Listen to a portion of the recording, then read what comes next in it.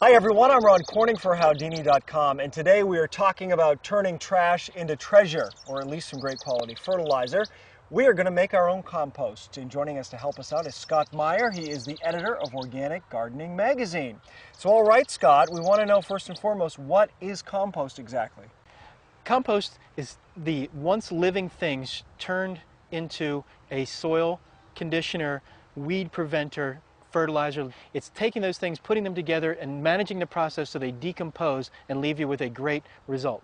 So Scott, explain to me the process, how composting works to help in growing your garden. Composting works by taking specific materials that you want to use, some browns and some greens, we'll talk about that in a second, what we mean by that, mixing them together, and when you do that, there's all these millions of microbes in the soil, and they come up and they start to break down that stuff and turn it into the fertilizer nutrients that plants need.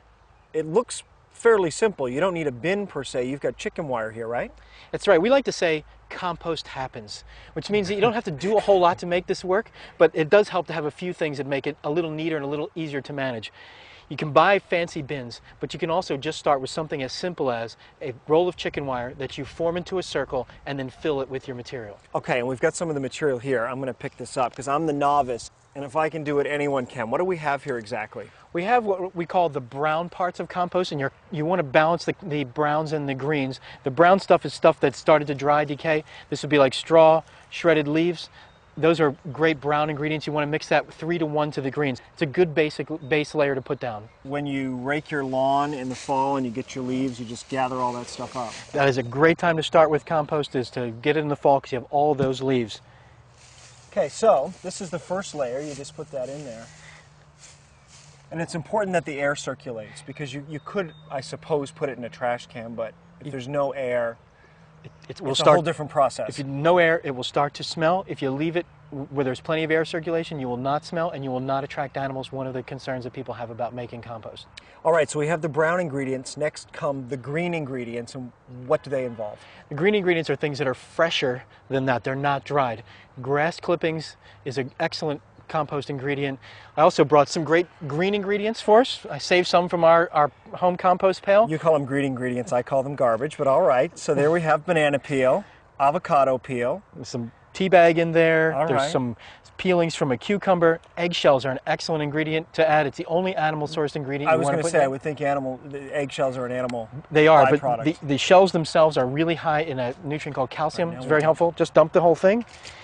You would also add in here garden plants that have finished, house plants, cut flowers, coffee grounds is a great ingredient.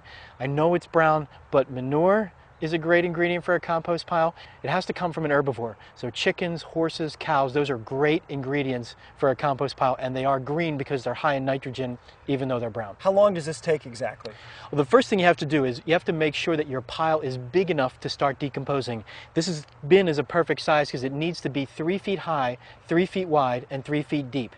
So once you have that, then you'll have the critical mass, the pressure that begins the decomposing process. If you're a very enthusiastic compost maker and you turn it every week, 2 months, and you'll have compost. You have in the center is an area that it will start to get hot. You literally will see steam coming off it when you dig into it.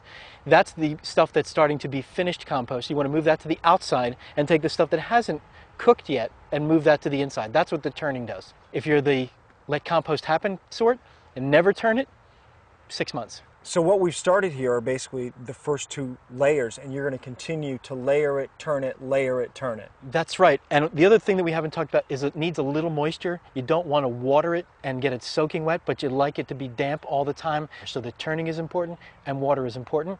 And you keep doing this. You can do it all at once if you have enough ingredients, or just keep adding to it as time goes on. So Scott, this is it. This is the finished product. It's pretty remarkable. It's almost like alchemy. Yeah, it really is. I mean, this reminds me of a really fine, good grade topsoil, right? What you have here, I mentioned those microbes. There are billions of microbes. There are more living things in a teaspoon of soil than there are people on Earth. Really? Really. It's the best kind of way to feed your garden. Which explains why organic gardens grow so effectively. This is really a key component.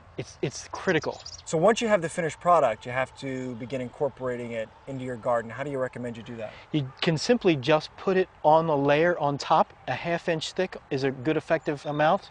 But one of the ways I like to use it is to really target it at plants. So when I'm transplanting, every planting hole gets a little compost in it so that soil is enriched. Scott, thank you.